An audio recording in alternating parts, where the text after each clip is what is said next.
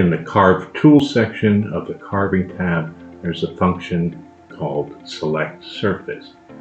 You click on that, you'll see you have three different tabs here.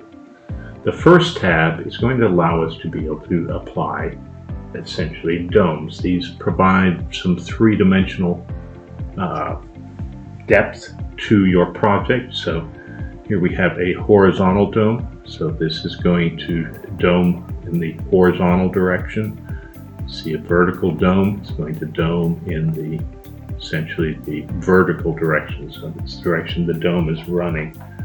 We also have double down domes, which are going to essentially, you can kind of see that pinches in. Just grab one of these. We'll grab a vertical dome.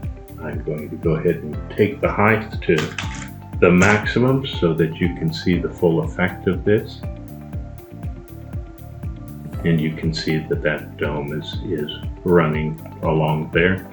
Now, another point to note is that you will often want to remove the floor feathers, turn that off when using a dome. You can also apply feathers to domes. Just highlight the dome surface, select the dimensions of the feather. So again, a dome is a very quick way of providing some depth to your project without having to use the 3D modeling tools.